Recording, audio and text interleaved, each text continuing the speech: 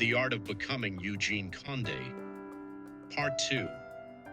Months passed after my high school graduation, and the next step was clear: college. More than education, I was searching for opportunities that the slow pace of provincial life could not offer. I longed for something bigger, not only academic growth, but exposure to the visual arts that did not exist back home. I was drawn to the energy of busy streets, towering skyscrapers, the people, their looks, their ways, their culture. The metropolitan life called to me. Because of this, I was willing to endure anything to reach my dreams. Saving money for a new life and to support my studies was difficult. By nature, I was timid, careful, and quiet. But with the help of resourceful friends who knew how to find a way, I reached Manila aboard a military transport ship. The fare was free, no payment required, but the price was having no place to stay once I arrived. The ship floated across the ocean for 2 nights and 1 day. During that journey, I learned how to let go of shame and ask for kindness. I made friends with soldiers who had beds and would allow me to lie down for just a few hours. I moved from one bunk to another. Wherever there was space, that's where I rested. Sometimes we lie side by side like siblings, sharing nothing but exhaustion and hope. And sometimes I traded what I had instead of money. I offered haircuts, simple trims, refreshing cleanups, and even back massages in exchange for food. It wasn't planned and it wasn't glamorous, but it was honest. My hands already knew how to work, how to give comfort, how to make someone feel better, even for a moment. In those exchanges, I learned something important. My craft had value long before it had a price. What began as survival slowly revealed itself as purpose. Even then, before any title or recognition, I was already using creativity and care to sustain myself and others. Without even thinking, I began collecting addresses and contact numbers from the people who patronized my services. I didn't realize it then, but I was already building a network. I knew that once I landed in Manila, I could call them or offer house call services while searching for a permanent job and slowly settling into the city. That voyage was my first lesson in survival. Leaving the province was not just a change of address, it was a change of gravity. In Palawan, life moved with the sun. Morning meant roosters, dust, and light filtering through trees. Everyone knew your name, your family, your story before you even spoke. Beauty there was instinctive, woven into daily rituals, improvised with what was available, born from imagination rather than instruction. Manila was different. Manila was noise, ambition, impatience, and possibility, stacked one on top of the other. When I arrived, I felt small in a city that never seemed to pause. Jeepneys roared past like they were late for something important. Buildings rose higher than any dream I had allowed myself to imagine. People walked fast, talked faster, and looked like they already knew where they were going. I didn't, not yet. I was a student, hungry, hopeful, and quietly terrified. I carried my province with me, the discipline, the humility, the way I observed before I spoke. But I also carried doubt. Was I good enough? Did I belong in a world where talent was loud and competition louder? For a short time, I stayed inside Camp Crame, the national headquarters of the Philippine National Police. The housing there was intended for police officers and their families, rows of quarters and modest apartment-style units inside the campgrounds. It was temporary, but it gave me a place to pause, breathe, and gather myself. I honestly didn't know what I was doing. I was new to everything, new to the city, new to independence, fresh off the boat in every sense of the word. And yet somehow, instinct took over. That morning, I went out to look for a salon where I could work during the day and attend school in the afternoon. I also needed a place to live, somewhere close, somewhere practical. My first target was an area with heavy foot traffic, where opportunity moved fast and visibility mattered. By the end of the week, I moved into a bed spacer on the fourth floor of an old building in Sampaloc, Manila, still considered part of the university district. The salon where I worked was located on the ground floor, making it possible to balance work, school, and survival all in one place. This place was crowded. Jeepneys were noisy, loud, and restless, unfamiliar, thick with smoke, and wrapped in a constant cloud of exhaust that lingered in the air. The pavement was filthy and wet in many places. People crossed the streets from every direction, left, right, straight across without stopping, even in the middle of the night. Feel like it overwhelming all at once, loud, restless, and unfamiliar. It felt like the city never slept. It wasn't comfort, but it was progress. And for a 17-year-old chasing a dream bigger than fear, it was enough. The school year was about to begin, but I wasn't ready. I had left the province too early, before my diploma and other required transcripts were released. I also didn't have enough savings to enroll right away. I needed more time to save, time to adjust, time to understand this new life and the rhythm of the city. Luckily, my high school best friend was returning to the province for a semester break. That meant I would skip one school term. It wasn't part of the plan, but it became part of the journey. Sometimes progress doesn't move in a straight line. Sometimes it pauses, quietly preparing you for what comes next. Numbers and mathematics were my weakest subjects in school. They were always far below average on my report card. Because of that, I applied to several colleges and was rejected again and again until I finally found Philippine Christian University. Even though mathematics is the language of science, I stubbornly insisted on applying to the science department. I dreamed of becoming a medical surgeon or a pharmaceutical scientist. Despite my determination, my grades told a different story, and once again, I was not accepted. During the interview, however, the admissions officer noticed that my English grades were strong. She asked if I would be interested in taking general education instead. I still needed to choose a major, and there was only one option available to me: mass communications. I paused. I thought, maybe this could work. I love drama and theater, even film and television, as integral parts of the course. Even though I didn't really have a choice, it felt like fate stepping in. Somehow it fit me perfectly, even though I had never imagined this would be my path or my calling. Sometimes life places you exactly where you need to be, long before you understand why. Joined a few small theater groups at school and did what I could creatively, but I was limited. I couldn't afford to lose my job, and the salon demanded far more time than school extracurricular activities ever could. At the salon, my skills were being sharpened every single day: coloring, cutting, perming, updos, and makeup. Customers came in non-stop from morning until late at night. There was no pause, no slow hour. It was a grind, like working in a mass production line, except every face was different, every head a new challenge. Repetition built speed, pressure built precision. Without realizing it, I was training for something bigger. I wasn't just earning a living, I was mastering my craft. When I went back to school, I felt the need to reinvent myself. In my young mind, being new to college meant becoming an adult, someone who needed to act respectfully, decently, and correctly. So I changed everything. I changed the way I dressed, the way I walked, the way I carried myself. I followed what was trendy at the time, but I modeled my image after action stars, strong, masculine figures. My inspiration was Arnold Schwarzenegger. I wore a flat-top haircut, faded on the sides, straight and sharp on top. It looked tough, athletic, and undeniably masculine.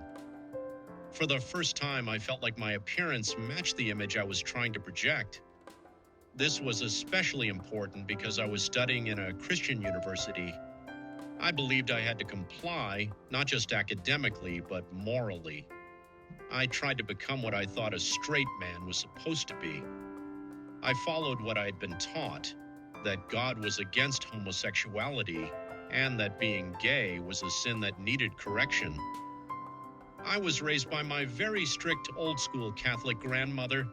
She trained me to pray novenas faithfully. I was always her second voice, repeating prayers beside her for 9 consecutive days or weeks, devoted to a saint or in preparation for a religious feast. She always told me, "If you ask sincerely, you will be given." And in many ways, what I asked for did come true. School honors, opportunities, places I dreamed of going. They happened. Because of that, I believed even more deeply in prayer. So every day of my life, from the moment I learned how to pray, I kept asking God for one thing, to make me a woman. And when that didn't happen, I begged for something else. I told God that if he couldn't make me a real woman, then at least make me straight.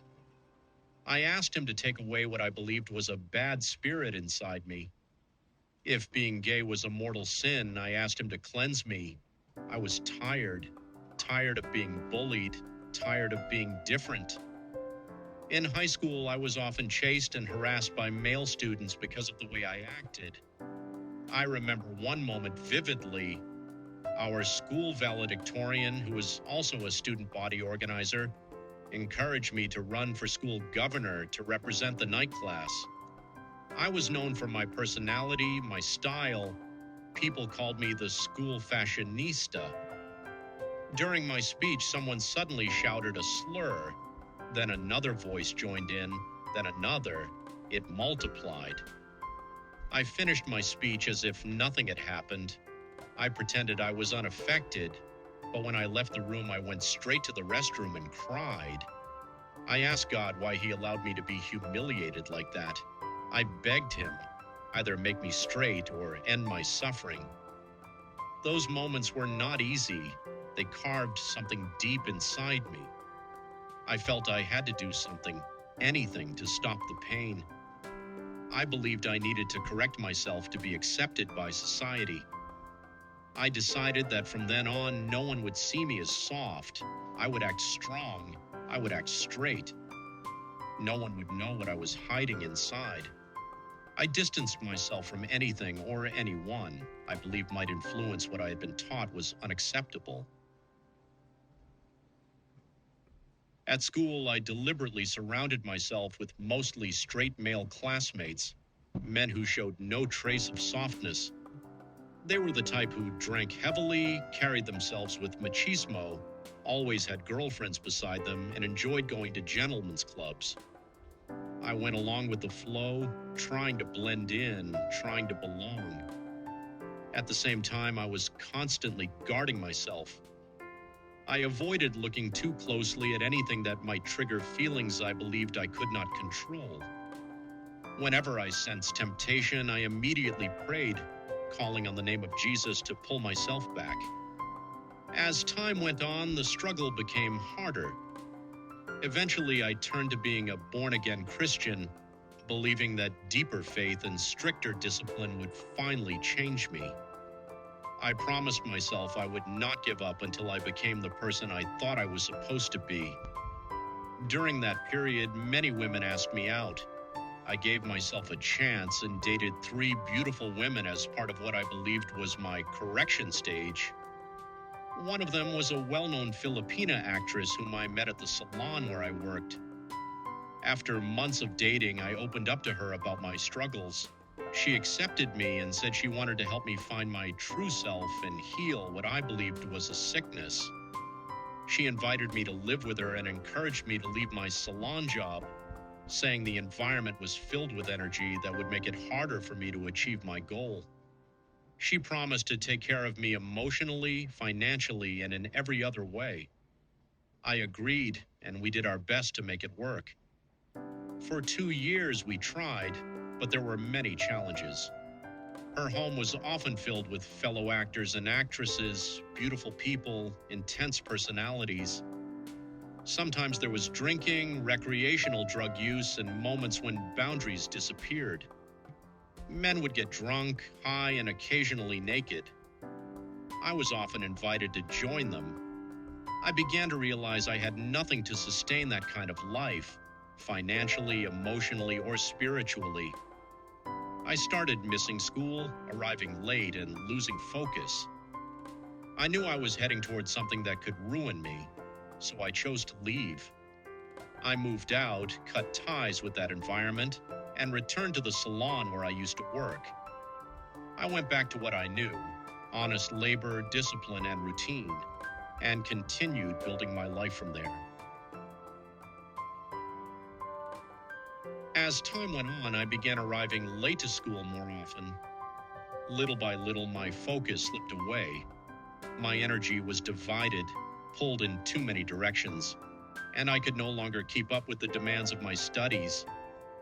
My grades started to drop. At first, I tried to ignore it. I told myself I could catch up, that this was only temporary.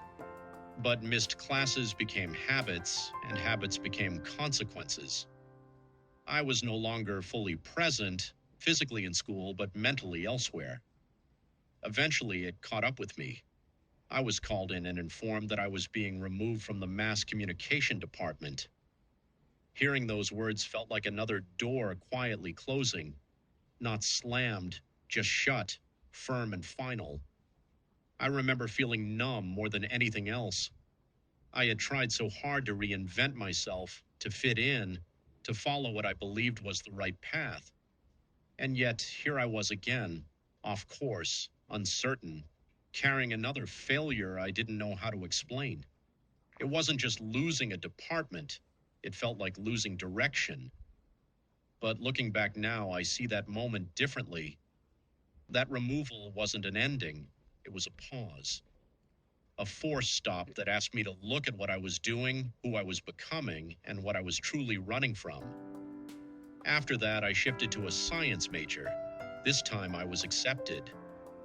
I had done well in chemistry, anatomy, and physiology, and that became my opening, my second chance. With that acceptance came new hope. This felt real. This felt aligned with what I truly wanted to become. I told myself that this was it, that I would do better, work harder, and protect this opportunity at all costs.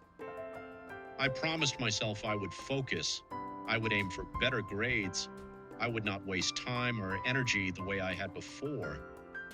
In my mind, this was my last chance to become a medical doctor, the dream I had held on to for so long. For the first time in a while, I felt steady again.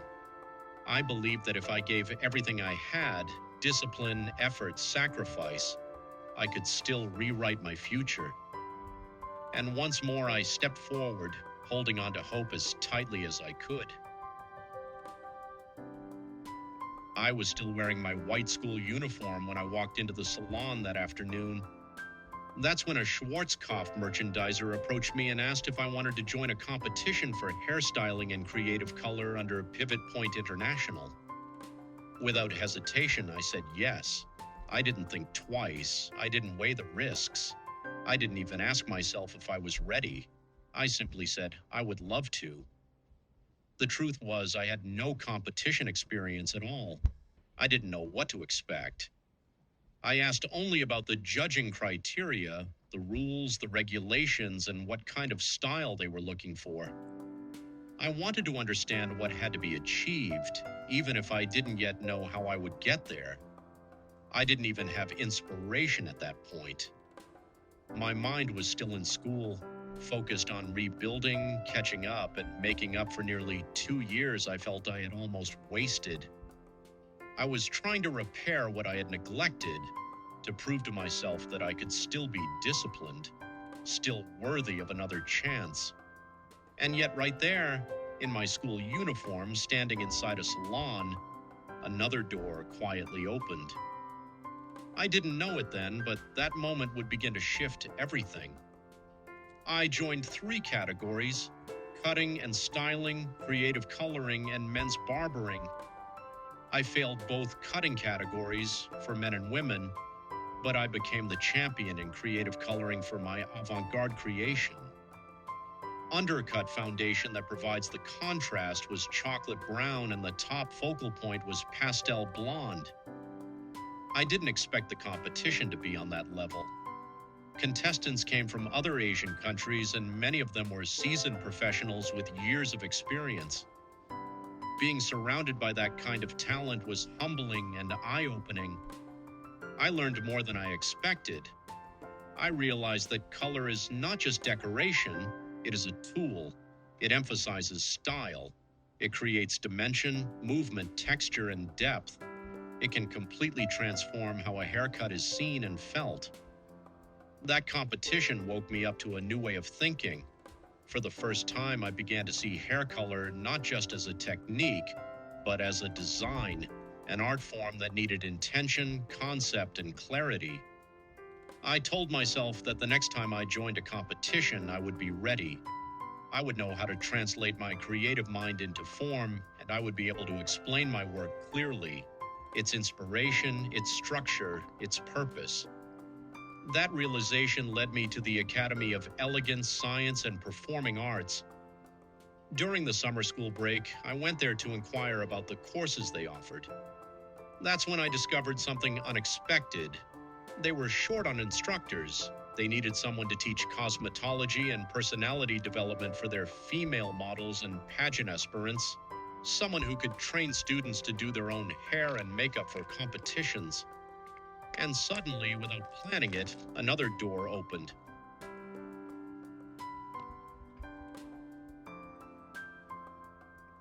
Since I had already completed units in principles and techniques of teaching, social dimensions of education, and other general education subjects during my time in mass communication, I decided to seize the opportunity.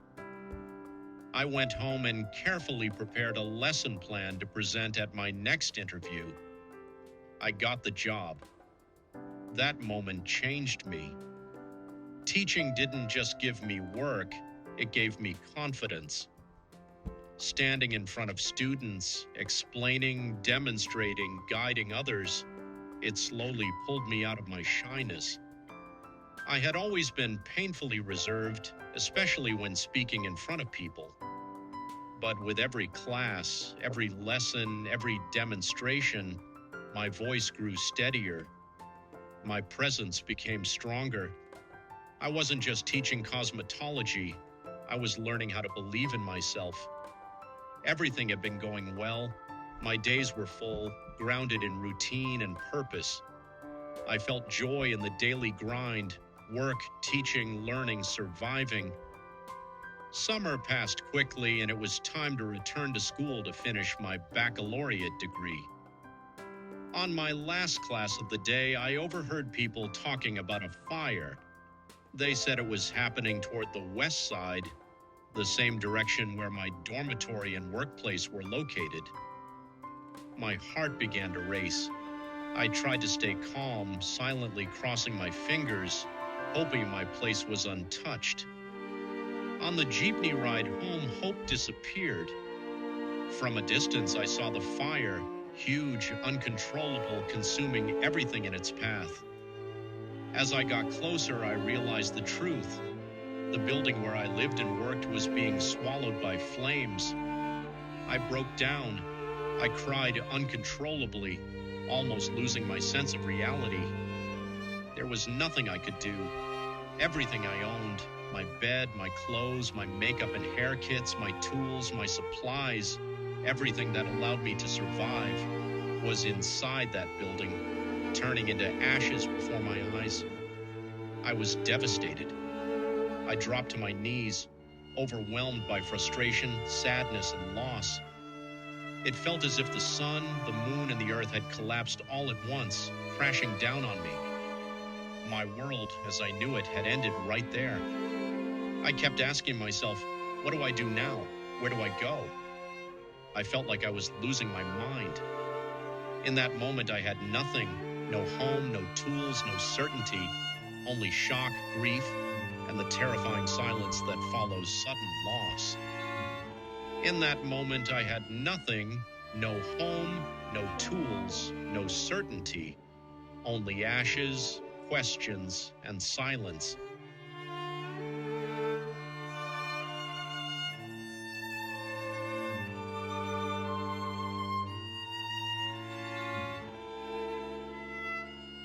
And I truly believe my world ended there.